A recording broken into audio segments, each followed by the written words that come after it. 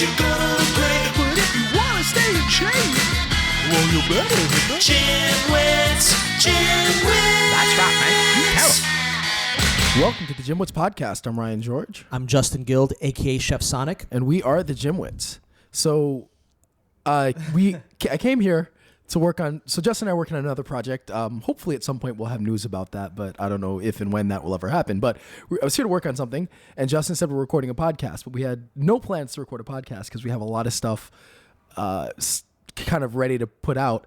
So I guess this is going to go up as a plus. I have nothing prepared. I don't have studies. I don't have questions, and I like to at least prepare those for a podcast if we're not interviewing somebody. So I guess this is going to go up as a bonus. So why did you want a podcast? I have no idea what. So yeah. This won't be the first episode that goes up after the new year, but it is the first one Ryan and I are recording after the new year. Yes. So I don't really believe in resolutions. I do a little bit. Like, as you know, I've given up meat, so I'm no longer eating meat. Oh, yeah. You, right. So random question. On an aside, so Justin texted me Plataforma, which is like my favorite place, Brazilian steakhouse. And I was going to ask you that because I think you texted me after New Year's, right? Or when? No, I was thinking of going like on New Year's Day, okay. but it was too difficult to do. Yeah. So you sent me a text about that. I thought that might be a good last hurrah. And I thought, cool, but you didn't respond back. Oh, yeah. Oh, I thought I said that I can't make it that night. But okay, I guess I yeah. didn't. So now you're done. No meat. Yeah, no meat. Like ever? No. Very once in a while, I will have a steak or something like that, or some meat if I find that it is. Yeah, but it's so quick for once in a while to turn into, once a week to turn into. Maybe, but here's the only time I'll have it is if it's like from a farm or something where I can really find the source, and we know that that's real expensive and really hard to just deal with. So that's sort of what will prevent me from just going and eating a lot of meat. Okay, so, first the question, what'd you think of Cyborg Santos? Oh, we're all over the place. Yeah. Not unexpected. Yeah. She's just a monster. I guess for anybody who doesn't know, there's a pretty big MMA fight with, it's not Cyborg Santos anymore. What's her last name? Oh, no, Cyborg. Christina. Her name is Cyborg now. Yeah, her nickname is Cyborg, but Christine something, I'm forgetting. Right, because Cyborg was Santos was her ex-husband, right? Yeah. Justino's name, yeah. And Holly Holm. So Holly Holm of Knockout of Ronda Rousey fame, and Cyborg of, she's been fighting for a while now, and she's beat everybody put in front of her, and she's a monster and bigger than me and scarier than me. So there was big. It was what I expected. I think Holly Holm is not as good technically as she is. She's not aggressive enough. She's undersized. And Cyborg, just kind of overpowered her, I guess. Cyborg was very good technically. She was good technically too, but you could just tell there was a clear difference in power, and clearly Cyborg was able to take shots that Holm, was kind of flustered by. Sure. So it was kind of to be expected. Yeah. What'd you think of Khabib? Khabib's Khabib. Yeah. I think he should be champion right now. Yeah. I don't know. You think Conor could beat him? Well, I mean, of course he could. Look, I can't count Conor out of anything at this point. I mean, beyond the Mayweather fight, which I knew was going to happen that way. Like, I've picked against him too often now to not pick against him. So I don't know. I think. Well, that's what everyone wants to see. At the end of the day, I think the one weakness he has is his cardio. He gets tired. It's happened. He's in not MMA. A great grappler either. And he's not a great grappler. So, and you've got Khabib who can put a pace that he can keep up a smothering pace. So I think if Khabib can have no problem taking him down, Conor has trouble. I think that's the issue. If Conor can stop him taking him down, fine. But the problem is Khabib can keep going for a long time, and Conor's problem is going to be, in the later rounds dealing with a smothering wrestler who just won't stop. That'll be problematic. So I'd probably give Khabib the edge, but I wouldn't bet on it because you just can't bet against Conor McGregor at this point. Well, it was sort of a reason why I was asking you about those fights, and it's because I am planning on starting training to go back to the kickboxing school in February. Okay. And as of now, I am woefully out of shape. Yeah. So on the spot, Ryan is going to explain what someone needs to do if they want to do either a combat sport or something that has sort of like a speed up, slow down, like sort of that nature. Now I know MMA might be a little bit more really, sprint, rest than Muay Thai, but Muay Thai has that to a degree as well. Yeah. So we're going to discuss what aspects one might need to work on if they want to do a sport of that nature, and then you're going to design me a workout to get me in shape, because I have a month to get in shape for when I start training. All right. First, this is a great idea that you should have given me time to prepare for.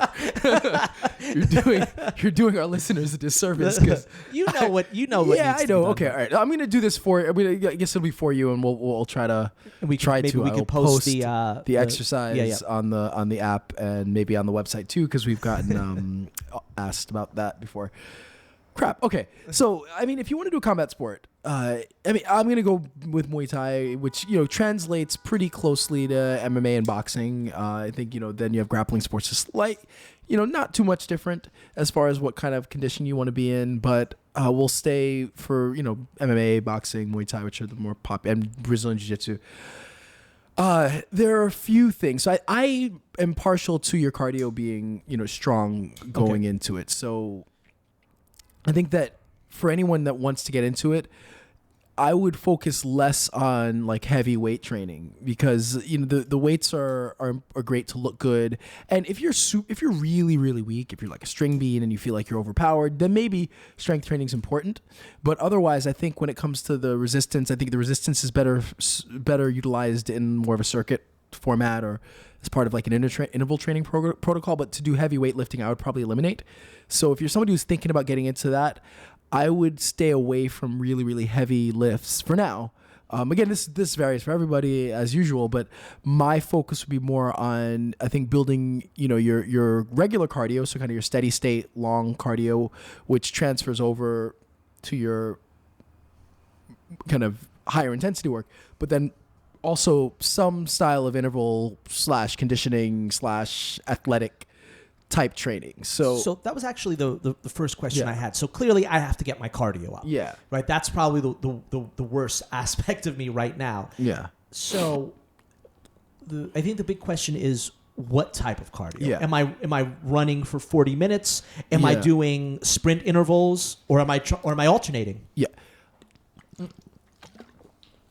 It's a mix, I think. Okay. So you're always gonna have some kind of a mix, but everybody's different.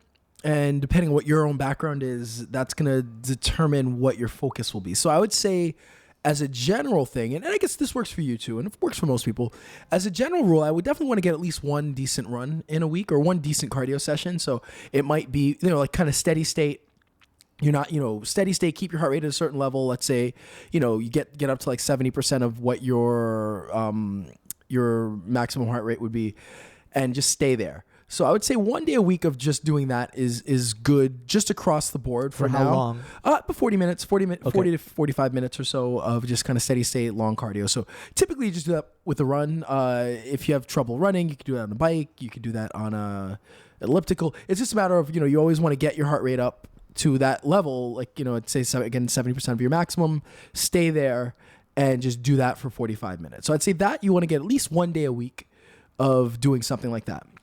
Okay. All right, so that's off the checklist. One day run. Yeah, so that's one thing off the checklist. And do realize that, like most people listening, I'm not a professional athlete. I don't have time to train like one. So really, 45 minutes to an hour is probably the maximum that I have. Yeah. Unfortunately, I have a gym right next door, so that helps. But the 2-hour workouts, stuff like that, and also getting there, I could probably get there 3 to 4 times a week. Yeah. So now, more important. So this is just important. There's some studies showing that it does. Doing steady state cardio does help with your with your conditioning training. So kind of I look at that as kind of like your base. And then you do that.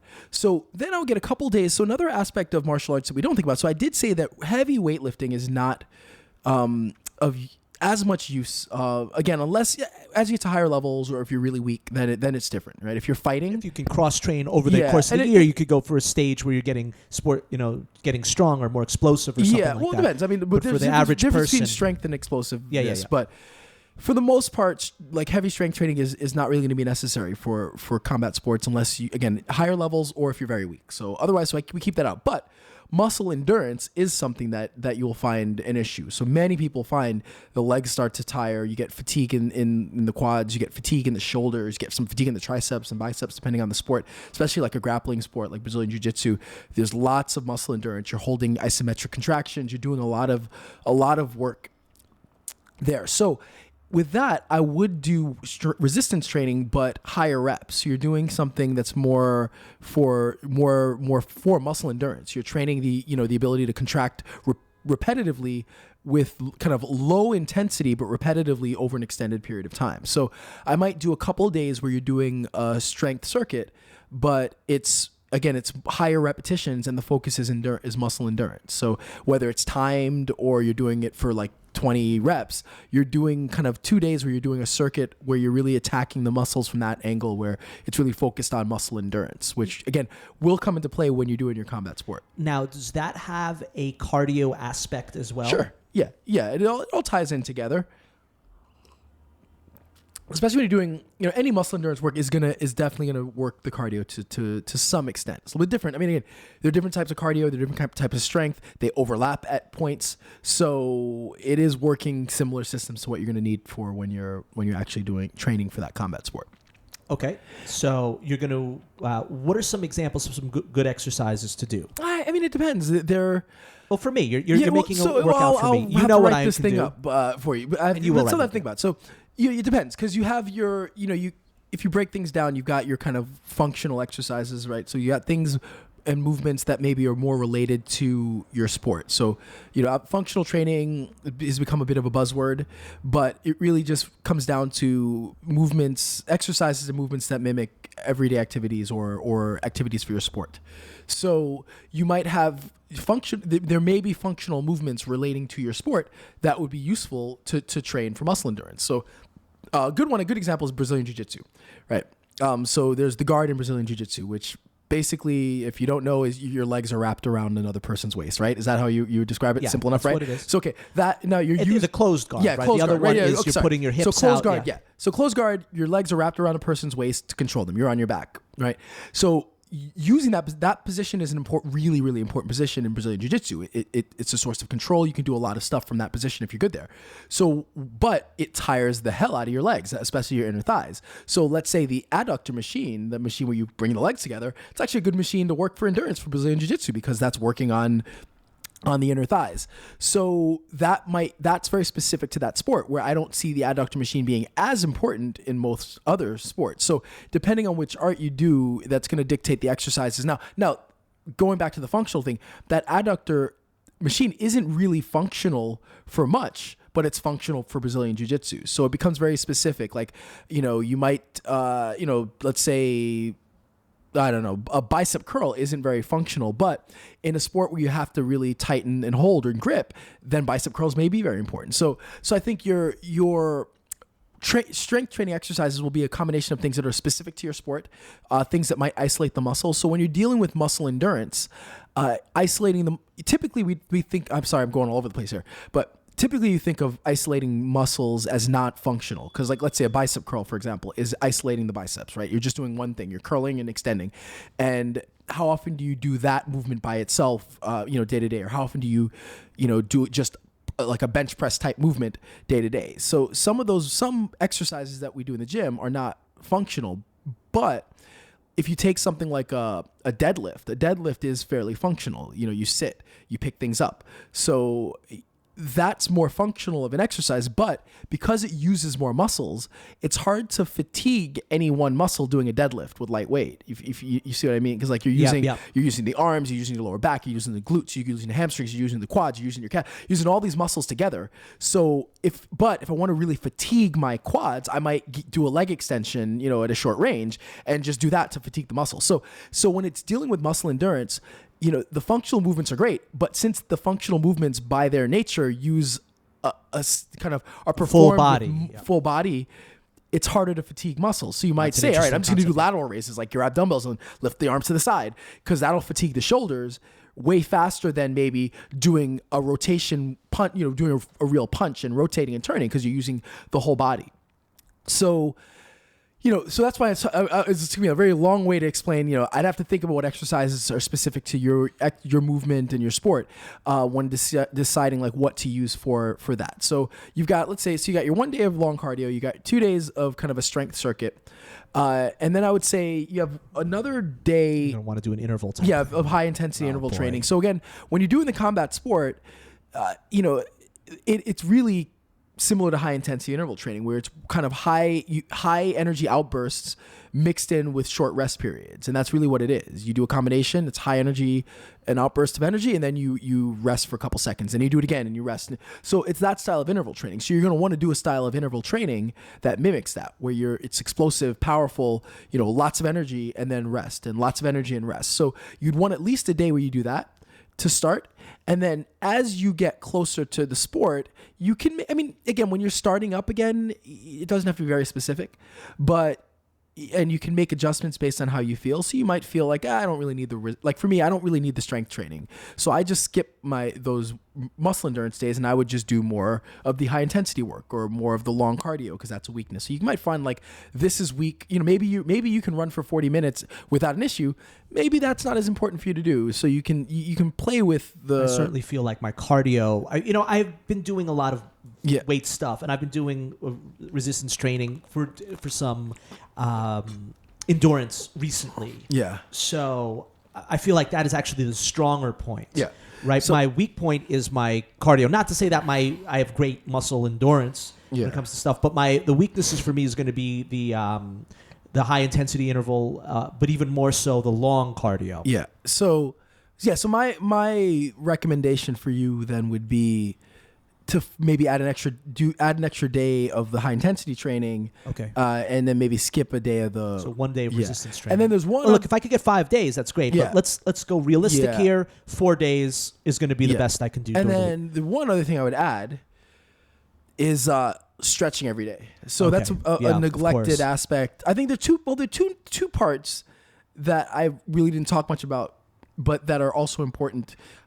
One is skill training. So if you've done the sport before, then, you know that certain skills and certain movements and positions that you should be practicing and training, because they're very common to the sport. So that you don't necessarily have to go and put on gloves and hit the heavy bag, but you should be practicing the movements, practicing. So for me, like doing shadow boxing might be a good idea. Practicing your kicks. Like you should be doing some skill training to get ready for it. And then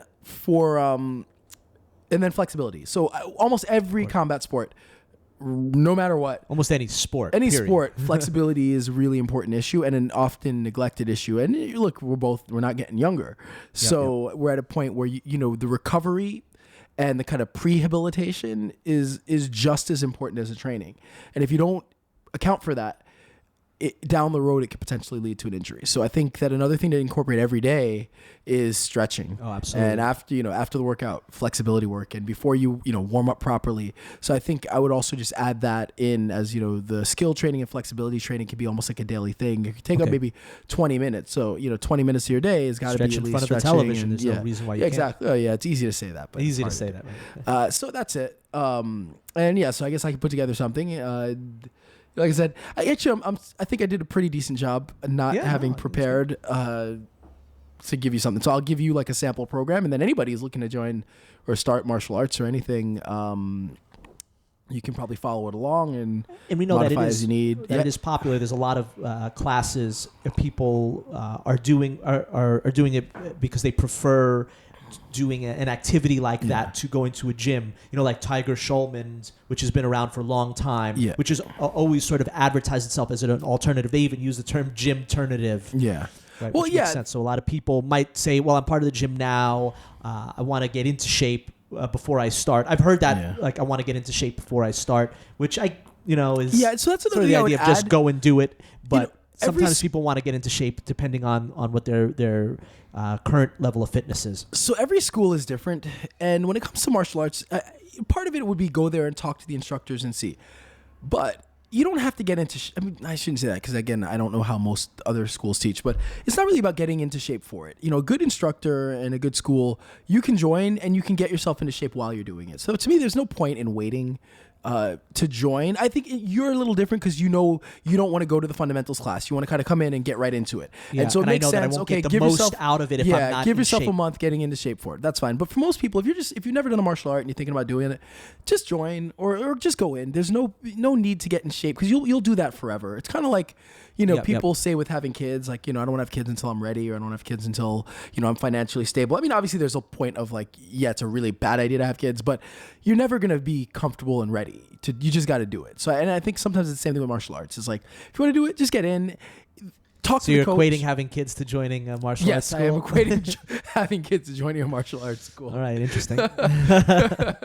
But no. But you know what I mean? Like, you're never ready for anything. You're never ready for something like that. Of course. And I've heard that a lot. Even with classes I teach, there was a woman who, just happened yesterday, actually. Not quite the same thing, but she basically had taken one of my classes a few years ago and didn't realize that it was like kind of level 3, which is supposed to be advanced. And I'm doing it with the air quotes, by the way. And realistically, it's a hard class, but you if you're not ready to do it all out, you just modify and do it. And so she basically said, I took it once, but I didn't realize it was level 3 and it was really hard and I couldn't take it again and I'm back finally. But this is like 3 years later. And it's like, no, you should have been taking it. Like the last 3 years, instead of kind of mentally getting yourself ready for this class for 3 years, you could have been taking that class for the last 3 years and you would have built yourself into shape within the class. Like, I'm not going to say that to her.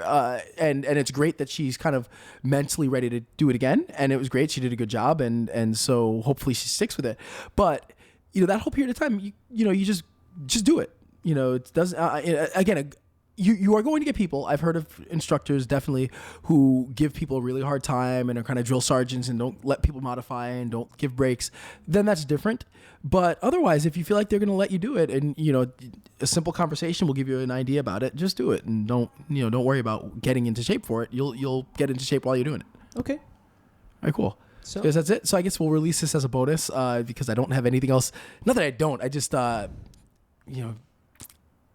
You caught me off guard. And I have my structure. I know, I've got things set up for the next few weeks, so you screw me up. Right. Anyway, yeah, so we'll release this as a bonus. And yeah, I guess, is there anything else? How was your New Year's? What'd you do? It was good. Went to a small party. It was fun. Yeah. What about you? Stayed home. Oh, you did? Yeah. I thought you were going out to Long Island. We've done it a couple years. We didn't. We actually went to Long Island the night before and saw a comedy show. All right. I like staying home. It was so cold, too. Yeah, it's bitter cold. I mean, where we live, New York City. Yeah, it's rough, and it's supposed to get bad. I mean, boy. Yeah. This is the 3rd, and I think tomorrow's supposed to be a bad snowstorm, and then the weekend's supposed to be like wind chill and like the negatives, and then it warms up a little bit. So it's gonna be a rough. Yeah, this will probably release after this, but if you're in New York, stay warm. Okay, yeah, definitely stay warm. Well, thanks for giving me my my pointers, and I look forward to seeing what my workout is, and I'm going to get started on it. I'll go when we're done working. We're done with the podcast. I'm going to go run for a little bit. Cool. All right, sounds good. Well, as usual, send all of your stuff, questions, concerns, thoughts to TheGymWits at gmail.com. We're looking forward to a great 2018. Yes, we had a lot of stuff coming up. And we have the Tips with Tony podcast will be released soon. So if you haven't, well, I guess we'll have to wait until when it posts. We'll be posting it on both the GymWits feed and the Tips with Tony separate feeds. So once that's up, we will let everyone know. If you keep up to date with us on the website or on social media, and you'll see when the Tips with Tony podcast is live. And definitely subscribe to that. You'll get you get Tips with Tony with us, and then kind of short, quick tips on the Tips with Tony podcast. So Ryan George, I'm Justin Guild, aka Chef Sonic, reminding you that truth does not sell. And we are the GymWits.